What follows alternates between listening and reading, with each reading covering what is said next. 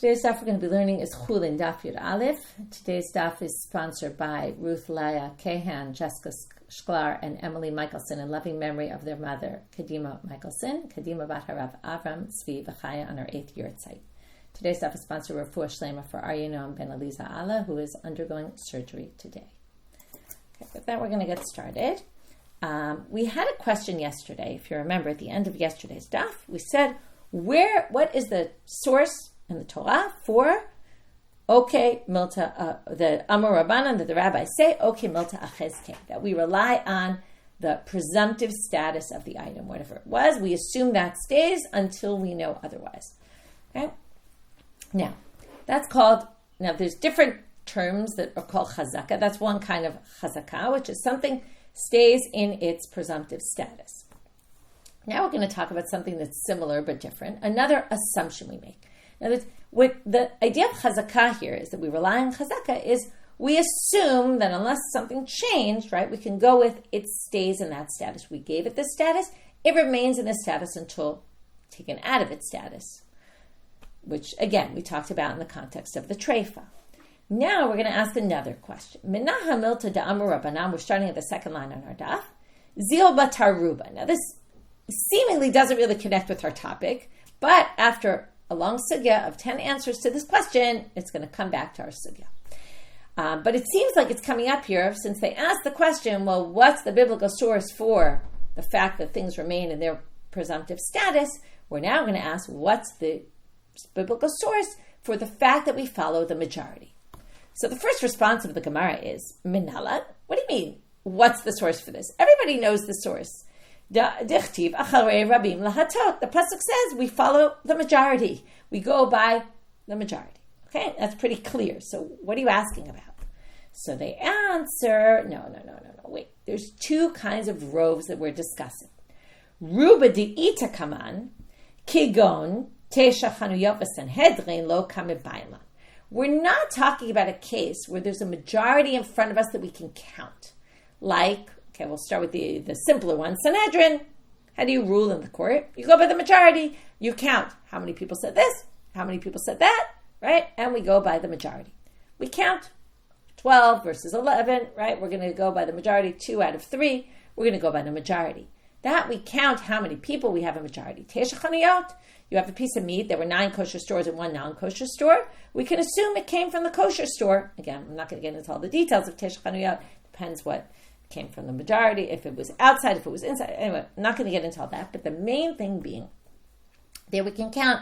There were 9 kosher stores, 1 kosher store. The chances are it came from the kosher store. Okay? And you can follow majority, and that's where we use acharei rabim latot. That's where there's an actual majority in front of us, where we can count it. But, so that, lo kamebaylan, I wasn't asking about that. That for sure is acharei rabim latot. Ki kamebaylan, the question that we're asking is, rubba de leita kaman, if we can't count the majority. Okay, what is this? We're going to call it a statistical majority. This is where we just say, look, the chances are, because of what we see in the world, that this is this case. Okay, what's the example they bring? Kigon katan uktana. Okay, so Rashi says there's a machloket in Yevamot, and we're going to come back to Rabbi Meir at the very end, today's stuff. Machloket Rabbi Meir and the rabbis. Okay, I'm going to look in Rashi and read for a minute. So, Katan Uktana, Deplige Rabbanan Aleda Rabbi Meir b'Yevamot. They have a disagreement. Tnan, Yabam Katan Shabal Yevama Ktana. We have a Yabam. His brother died without children. And his brother was married to a woman who had not reached the age of maturity. And the brother had not yet reached the age of maturity. Now, there's a clear arayot in the Torah. It's a forbidden relation for a brother to marry his brother's wife. Even if the brother has died, a brother can't marry the wife of his brother. However, in a case of yibum, where he's supposed to basically have a child in place of, right, to replace the fact that the brother didn't have a child and to continue the brother's name, he's supposed to marry the widow. And that overrides the Torah law. What's the problem here? Well, in the case where he actually had relations with the Yevama Ktana, yigdelu ze im ze. They can remain married, even though, what's the concern?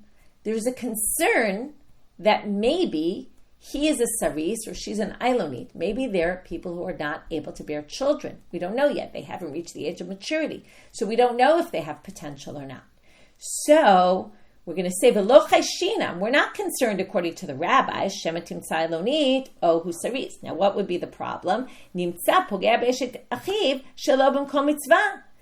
The only reason we're going to allow this relation is to have children. But so once they've reached the age of maturity, we assume, now this is another, not necessarily assumption, but we assume they can bear children. But if she never develops signs of maturity and he never develops signs of maturity, there's a small number of people in the world that won't develop these. This is not exactly the same as someone nowadays who can't have children. We're talking about someone who never has physical signs of maturity. We don't have to worry that maybe that's the case, and then every moment they're together, they're basically going against the Torah law of him being with his brother's wife. So we don't make them, right, if they've already engaged in relations, we don't make them separate right now. We allow them to remain married based on the statistical majority that most women are not ayloniot, most men are not sarisim. So that's the statistical majority. Now Rabbi Meir is chayish l'miuta, okay? He is concerned for the minority. He's always worried if there's a minority of people, we have to be concerned for that. This is what we call a statistical majority. It's not that we can count how many people in the world are not sarisim and how many are, right? Or how many are ayloniot, how many are not. It's just we know that there's a statistical majority, that the chances are. So that's what we want to source for. Okay, that's what we're looking for. Now, okay, if you look at the study guide today, there's a study guide. If you take a quick look at the study guide, and that's going to help us with the structure of our entire daf. Okay, here's I don't want to share it in Word. 1 minute. Let's try that again. Okay, so if you look at the chart, we basically have 10 rabbis, okay, Rabbi Elazar, Marbury, Ravina, going all the way down to Rav Ashi, usually ends our sugyot. We are going to have these 10 opinions, okay, we're going to go like this.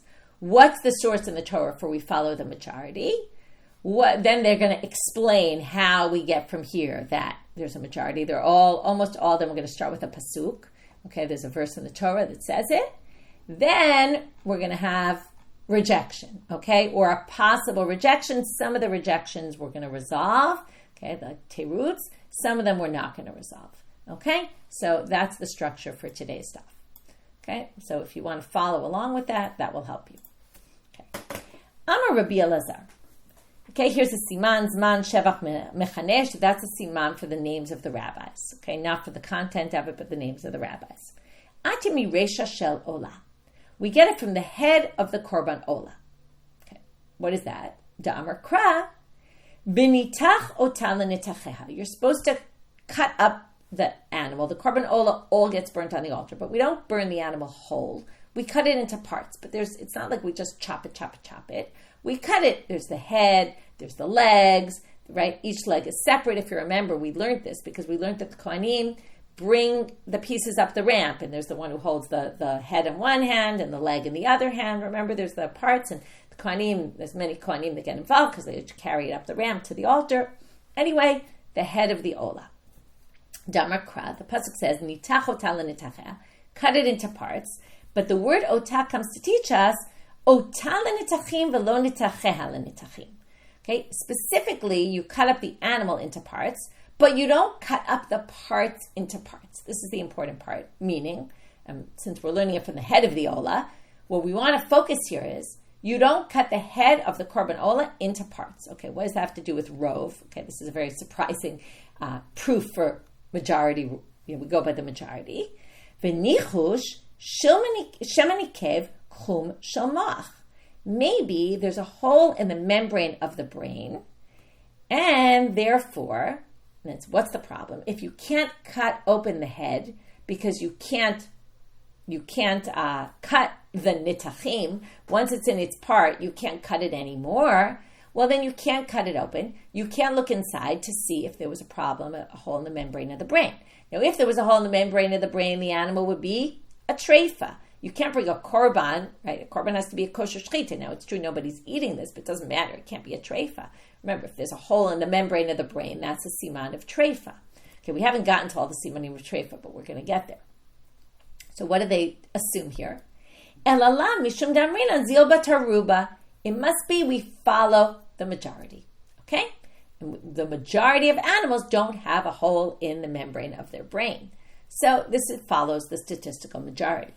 To which the Gemara says, what do you mean? This is not a good proof. Mimai. Dilma defalele ubadikle. Maybe you cut it open on one side, but not completely. Okay? In other words, what we thought was you would chop, right? What does it mean, don't break it into pieces? It means to chop it completely into two separate pieces. Take the head and cut it into two pieces. But if you open it on one side and allow to look inside the brain and leave it connected on the other side, that you could do. And how do we know that? If it's because, well, you can't cut it into parts, but you cut it into parts, but the parts you can't cut up into other parts. That's only when you chop it completely. But if you leave it connected on one side, there's no problem. So that's not a proof because you must be able to check that for being a treifa. Mar bereid Ravina Amar, okay, second option. Let's learn it from breaking a bone in the korban pesach. Now it says don't break the bones of the korban pesach, right? When it's a very famous halacha, right? Don't break the bones. V'nichush, it's kind of famous because it's like, what's the thing about breaking the bones? Why is that such a problem? Anyway, that's a whole interesting in and of itself, but not for today. V'nichush shemani kev krum shalmach. Same exact way we're going to try to learn it. Well, if you can't break the bones, then when you're in the skull, you can't get underneath to check the membrane of the brain. So if you can't break the bone, you won't be able to check. And if you can't check, what does that prove? Does it not mean that we follow the majority? And the majority of animals don't have a hole in the membrane of their brain. And therefore we can assume it's not a treifa, even though we really didn't check. Wait. Why are you proving it for the fact that you can't break the bone? There's other ways without breaking the bone that you can, without cut it, right? What's etzem lo tishburo? With a knife. In fact, it's with a big cleaver. Okay? But dilma demanich umarta aleve kalile. Theoretically, you could put a coal on top of the bone and burn it. And once you burn it, you'll be able to remove the bone and get underneath. Ubadikle, and then you can check it. Tanya. Now, how do we know that you can put a coal on? And maybe etzem lo tishburo means you can't break any of the bones at all. But, right, doesn't matter how you do it. Well, it says in a braita, hamechatech bagidim, you're allowed to cut the sinews. You just can't cut the bones. Okay, that's not relevant for us. But hasoref b'atzamot, if you burn the bones, ein bo mishum shvirat etem. That's not a problem. You didn't transgress that prohibition. So there's other ways to get there, so we must get there in those other ways. Okay, so it's the same kind of suggestion, both with the head of the ola and with the breaking the bones of the korban pesach, but in the end we see there's a way to get around that where you do check it, which means we can't learn anything about statistical majorities. Rav Nachman bar Yitzchak Amar, Atyame Aliyah. This one's going to be very similar. I want you to notice, by the way, and we're going to talk about this more as we go on, and we'll categorize all of them, but we're starting with the world of Kodshim, which makes sense. We're in the middle of Kodshim, okay? Maybe because, right, we just finished Zvachim and Menachot, so they're going back to all sorts of issues relating to sacrifices, right? If I had to ask you where would you find laws of majority, you probably wouldn't have thought of the world of Kodshim, but maybe because we are in Kodshim, they start with Kodshim. So now they say, okay, what about the aliyah?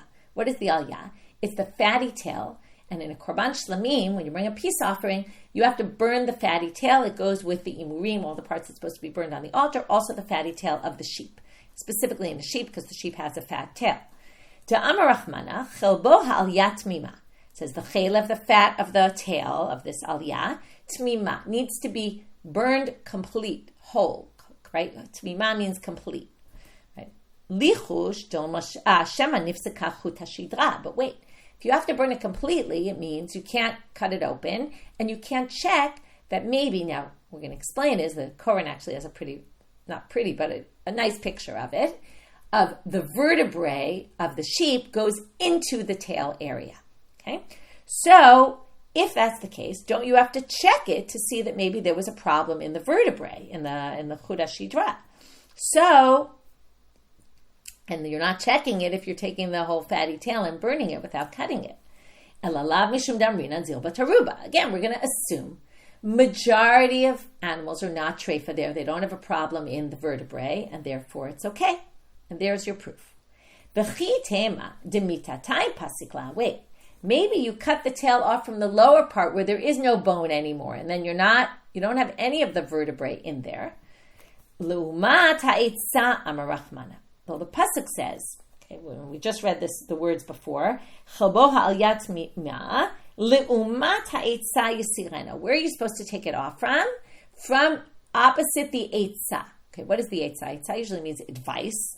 Okay, so Amar Rachmana makom shaklayot yoatzot. It's a weird use of the word yoatzot, but it's where the kidneys advise. Okay, I assume that means where the kidneys function. And the space where the kidneys function, that's where you're supposed to, and that's basically where the kidneys are. Next to that, that's where you're supposed to cut it. And there you still have the vertebrae going. So it must be that you are cutting off vertebrae, and therefore you wouldn't be able to check if it's a treifa because you can't cut it open because it has to be tmima, whole. Now, they say, wait a minute, mimai. Dilma de patach lau batikla. What do you mean? Maybe after you cut the aliyah off, you open it and you check it, just like we talked about the head, the kromamach. V'imi shum tmima, and if you want to say, well, it has to be complete, just like we said before. That's only if you're going to chop it in half. But if you're going to leave it connected on one side, you are allowed to check it. And again, we have no proof. Okay, so these were all very, very similar types of proofs. Number one, they all came from the world of kodshim. Korbanot, sacrifices. They all suggested that you're not checking for some sort of sign of treifa, and that must prove that we just must follow statistical majority here. In the end, the response was no. In all of these cases, you actually can cut it. You just can't cut it completely and sever it into two completely separate parts. As long as you leave them somewhat together, you can open them, you can check them. So none of them served as proofs. Now we're going to go into the next three, are going to be from something that is sort of kodshim, but not really kodshim. Okay? We're going to slowly move out of kodshim, but not completely, because you're going to see. Now, Rav Sheshet bered Rav Idi Amar Atime Egla Arufa. We're going to learn from the Egla Arufa. This is the ceremony that you do where you break the back of a calf, a heifer. You're going to do it when someone dies in between two cities, and we don't know who killed this person, right? Someone was murdered. So we say which city is the closest. We measure that city. The elders have to come out to this stream. They break the back of the neck of the animal. So how do we learn it from here? It's going to connect again to the treifa issue, even though you don't eat the egla rufa, okay, and you don't sacrifice the egla rufa. So we're going to have to see who cares whether it's a treifa or not. Ha'arufa kishish leima tahave. So they say, and this is going to be just like the previous ones, which is the animal. Now you break the back of its neck, but it's called the egla ha'arufa. That was arof. You basically cut the back of the neck, and the rest of the animal, the darshan, has to be left whole. You don't chop it up. So again, if you can't open it, it sounds like, because you have to leave it whole. If you have to leave it whole, you can't check if it's a treifa. Lichush doma treifahi, right? Maybe it's a treifa.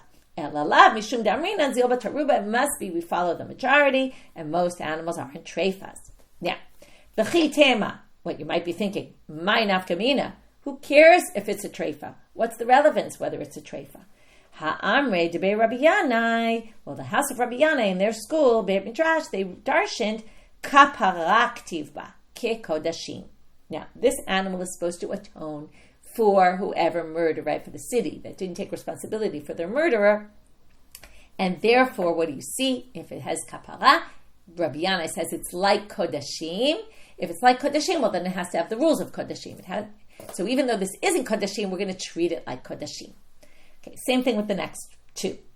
Rubba bar Rav Shila Amar Atemi Paraduma, the red heifer, right? Which is also not a sacrifice, right? But what do? We slaughter the red heifer, we burn it, then we take the ashes and we use it for purification purposes.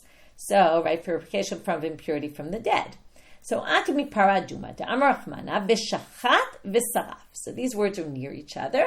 So we learn you have to burn it, you have to slaughter it, then burn it. So what's the drasha here? Mashchitak shishlema, asrefatak shishlema. Exact same idea. We, just like we slaughter it when it's whole. Okay, you can't slaughter an animal when it's cut up into parts. You can only slaughter it when it's whole. Also, you burn it only when it's whole. Now, again, if you're going to burn it when it's whole, that means you're not going to be able to check whether it's a treifa. Now, alilav mishum da'amrina, right? So, sorry, v'lichush doma treifa. Why aren't we concerned it's a treifa? Alilav mishum da'amrina and zil bataruba, isn't it? Because we follow the majority.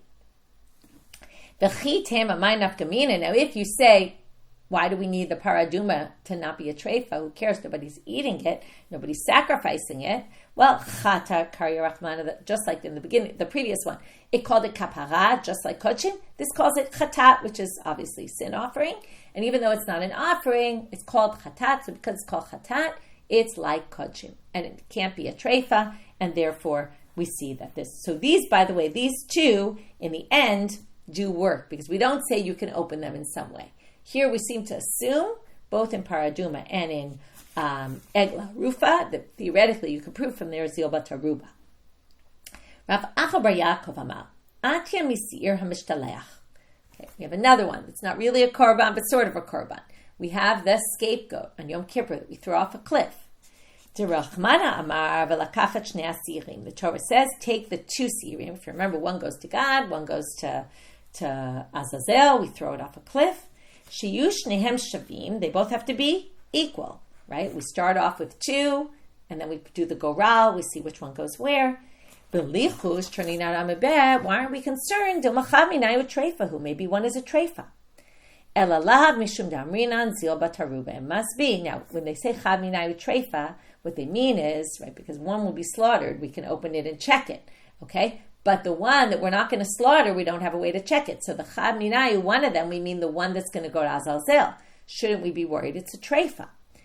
Elalav mishum damrinan zil bataruba. In other words, we can assume it's not a treifa because of the majority. Now you might say, who cares? The Siyur Azazel gets thrown off a cliff. What's the difference if it's a treifa? The one that ends up going to La Hashem, we're going to check after we slaughter it. But the one that goes off a cliff, who cares if we don't check it? In the end, it's going La Azazel. No one's eating it. It's not a sacrifice. Well, that won't work because ha'in goral kovea La Azazel ela b'davar ra'oi l'Hashem. Because we know that you can only use the animal for the goral to figure out, right, is an animal that could potentially been brought as a sacrifice. So even though in the end this one got designated Azazel, we still have to know that it's not a treifa because when the two seirim stand there, when we do the goral, they both have to be theoretically capable or actually capable of being sacrificed, even though one of them won't be. And okay, so maybe we check it after we throw it off the cliff. We check and see if it's a treifa. Well, that's impossible because v'hatnan, it says in the Mishnah, lo haya magia lemachatzit har ad shnasai verim evarim. When they would throw it off, these are the descriptive Mishnayot, if you remember. This isn't, it has to happen this way, but they would describe the way it happened in the temple was they would throw it off the cliff and it wouldn't even get to halfway and it would already be in parts, like completely fallen apart. And once it's in parts, broken up like that, you're not going to be able to tell, was it a treifa or not? It's impossible. So it must be, so here's another one. These three actually could be proofs, okay? The Igla Rufa, the Paraduma, and the Siyur Lazazel could theoretically be proofs that we follow the majority. Rav Meri Amar, Atya mimakeh aviv v'imo. Finally leaving the world of Kachim, and we're getting into the world of damages, okay? So here we're going to talk about someone who hit his mother and father. This is an interesting one. The Torah says this person gets killed, the death penalty. Now, if a person hits their father specifically, what's the problem? Dilma, v'lichush dilma lav avivhu. Maybe the person's not their father. No one ever really knows, right? Without DNA testing in those days, you can't really be certain that the father was the father. So how do we, if you ever thought about this, how do we kill this child? And they're obviously a grown-up child, but how do we kill them based on the fact that we don't know 100% that it's the father? Elalav mishum damrinan zil bataruba. Now this one is very different than all the others because this is based on a rov that relates to behavior of people, which is, and if you notice, after all the others, it just ended with zil bataruba. Here they're going to say, v'rov be'ilot achar haba'al. Most relations a woman has are with her husband. We can assume that's the basic statistical majority here. And therefore, right, so this is different because Rov, beimot, or treifot, or rov, right? All those kind of rovs that we saw. I'm sorry, rov, beimot, or not treifot. Most animals are not treifas. Don't have a hole in the chroma moach, or don't have a, right? All those that we've been talking about is a reality of, the majority of this is the way people behave. It's a little bit different. Someone asked in the previous class how this is different from chazaka. There's not the chazaka we talked about yesterday, but in many times we've employed this principle. There's a chazaka that people will behave in this manner. And the truth is, theoretically, this could have been called chazaka instead of rov. To think about that more, is there really a difference? Usually chazaka relates to human behavior and rov relates to facts on the ground or the way things are. This is really the way people behave. Okay, so it's different than all the others. I'm just pointing it out. Not that I have anything unique to say about it, but just note it's a little bit different. And I think there's like a fine line. Is there really a difference between rov and chazaka in a case like this? Right. So again, generally chazaka is human behavior. Chazaka that people will generally collect their loans by the date of the loan. There's certain things that we can assume about human behavior, and this is one of them. So now we assume that most people, right, most women who have relations and have a child, it's from their husband, and that must be why we can kill this child based on the statistical majority. But mimai, dilma kagon shayu avivi imo. Okay, here's a really creative explanation. Chavushim bebeita asurim. Okay, I don't remember learning this when we learned Sanhedrin and when we killed the makad vivimo, but now they're suggesting maybe the only time we kill a person who hits their father is in a case where the mother and father were imprisoned together and there was no one else around, and it's obvious that he's the father. That would be a unique situation where it would be completely obvious. To which the Gemara says that's not a completely obvious case, because there's nobody who's really checking to make sure who she's sleeping with, and it could be, right, there's jail wardens, right? There's always someone else around. And unfortunately, we know how much rape is rampant in jails. Maybe also in those days, and maybe that's why they were mentioning this, I don't know, but there's no way to really know. So, again, we have a possible proof for statistical majority from here. Okay, next one. Rav Kahana Amar, Atya meholega tanefesh. Okay, another kind of similar thing, but different. If someone kills someone else, or a murderer gets the death penalty. To Amar Achmana Katle. Torah says they get killed, just like the previous person. Now, here, what's the issue? We're going to get back to treifa, but not treifa of an animal. Lichush dilma treifa hava. Maybe the person that was murdered was a treifa. Now, if you murder someone who is about to die anyway, you don't get the death penalty. Now, how do we know? Maybe the person was sick. Maybe they had some disease that we didn't see. Okay? Now, Ella, right? So treifa here would be like in an animal, where if the animal's going to die within 12 months, right? Or again, however we define treifa, which we haven't really gotten to. We keep touching around it, but we haven't gotten to all the topics of what makes someone a treifa, an animal, but also a human. It would be the same thing. So you wouldn't get the death penalty. So how do we kill someone? Maybe we should be concerned that the murdered person was a treifa. It must be we follow the majority. Most people aren't treifa. Now, how would you check if a person was a treifa? So you do an autopsy, right? So now they're saying, maybe you would do an autopsy, check the body, check that there wasn't some other problem inside. Well, we know that autopsies are issues in halacha. Hakaminavel. Well, we're destroying the body of a dead person. That's not allowed. It's disgracing the body. We have to have kavod hamet, respect for the dead.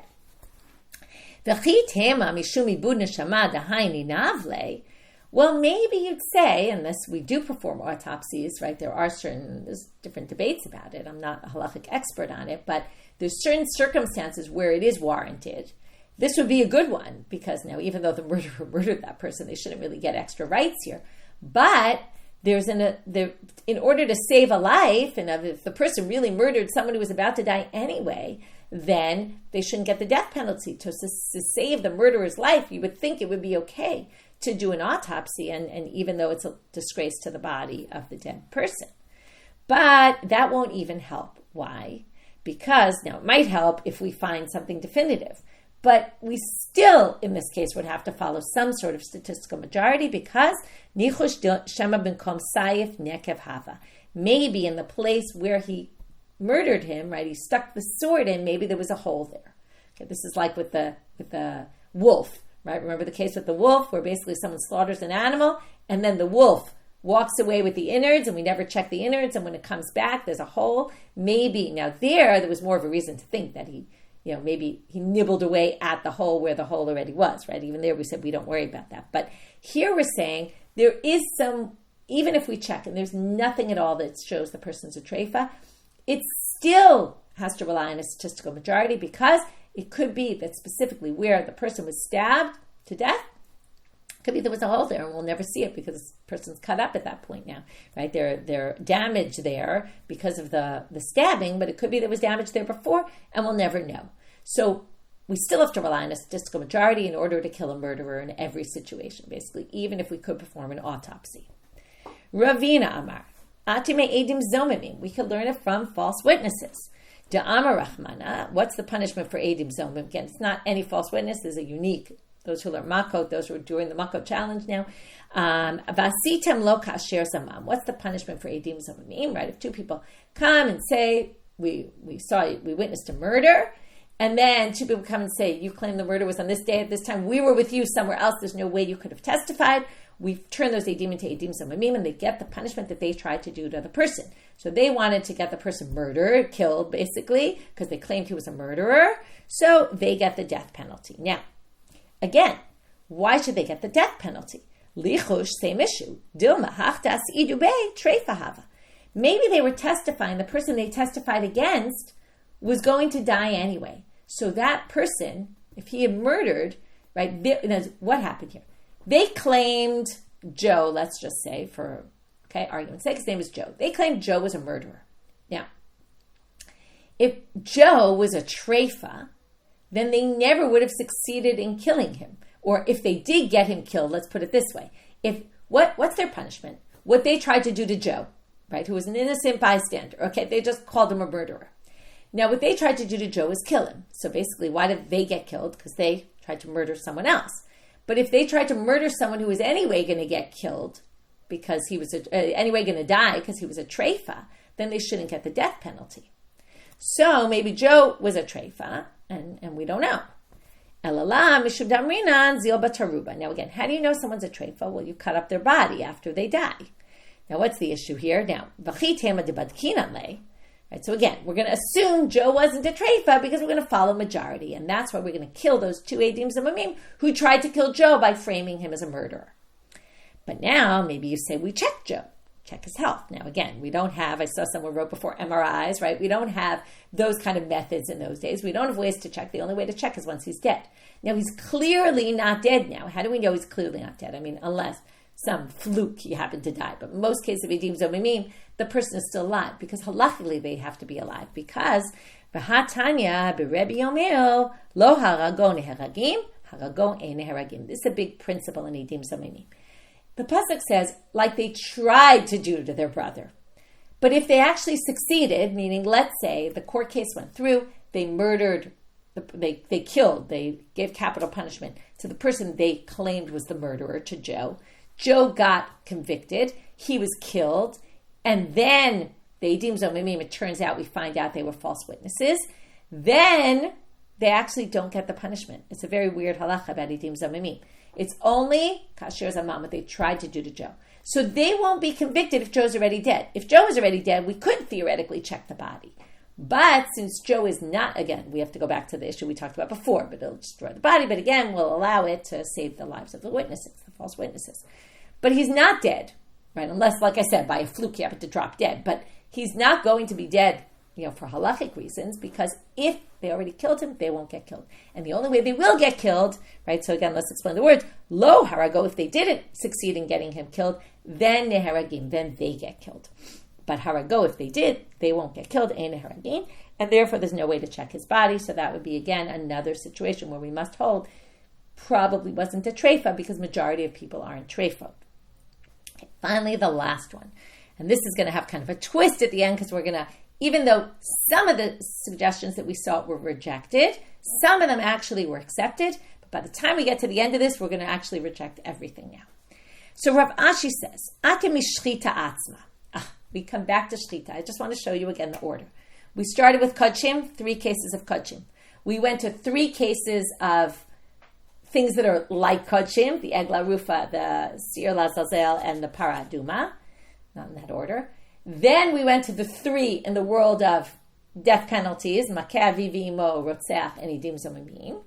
So there's like 3, 3, 3. And now we go back to shchita, which is our topic, which, like I said, you could say we got here in this sugya because specifically of the question we asked yesterday of chazaka, so now they're asking about rov, okay, which are all sorts of principles that we use, and they're legalistic principles. Well, chazaka, presumptive status. This is the way it was. We'll assume it stays that way until proven otherwise.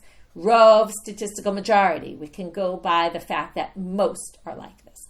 Okay, but also it connects to our issue of treifa, as we're going to see right now within shchita. So Rav Ashi Amar, ate mishchita atzma. The fact that we allow shchita to Amar Rachmana shchot be'echol. The Torah says slaughter and eat. V'lichush. Now we are supposed to check for treifas, right? But he says here v'lichush shema bimkom. Well, we're going to talk about that tomorrow. Really, how much do we have to check for treifa once we slaughter an animal? But right now, not yet. Let's talk about it soon. V'lichush shema bimkom nekev kashachit. Maybe, just like we talked about this before with the murderer, maybe you stabbed him in a place where there was already a hole. Maybe you slaughtered the animal where there was already a treifa, and you have no way, in a case of shchita, to ever know for sure that there wasn't some sort of treifa. You can check other treifas to see, was the leg broken? Was there's lots of things you could check, okay? But you can't check if there was a siman of treifa right where you slaughtered it, because now you cut it completely. Maybe it was cut before. We don't know. So, the fact that we allow you to eat kosher, right, we allow you to eat meat, and you don't have to worry it's a treifa, is based on laws of rov. So that's the last one, and that seems like a pretty solid proof. However, comes the next section and says, Amar Rav Ashi, Amarita l'shmata kameja Rav Kahana. So Rav Ashi says, listen, when I told this to Rav Kahana, he said the following thing. He had a problem with my claim. Or, Amrela, some people say, Rav Kahana kameja Rav Shimi, that Rav Kahana brought Rav Ashi's answer in front of Rav Shimi. Va'amrle. And Rav Shimi said, or Rav Kahana said to Rav Ashi, Vidilma hecha de efshar efshar, hecha de lo efshar lo efshar. He says, maybe this whole thing, and this actually is really a question on all the other opinions. Maybe we follow a statistical majority in a case where let me say it right. Dilma hecha de efshar efshar, where you can check, you check, and you don't rely on a statistical majority.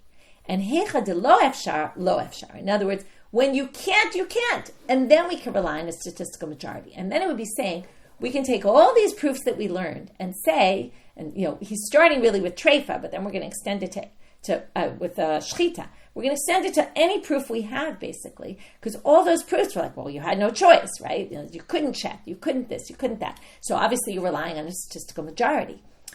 But that's all only in situations where you have no choice, because you can't. You're stuck. And then we're going to say like this. All those cases basically proved that when you have no choice, we'll rely on a statistical majority. We're not going to say, okay, we won't kill the makeh vivimo because maybe, right, we have no way to prove that it's really the father. Okay? But if you have a way to check, okay, like nowadays, maybe we wouldn't do it unless we took a DNA test, because we have a way to check and we're not going to rely on any majority here. Okay, that would be a good example. So in the shchita case, right, we're going to check for treifas that we can check for. We just don't need to check for treifas that we can't check. And you check if there was a hole in the windpipe when the windpipe is cut already and there's no way to check. And then that wouldn't prove anything. Now, how does he prove that I know I'm right about this? This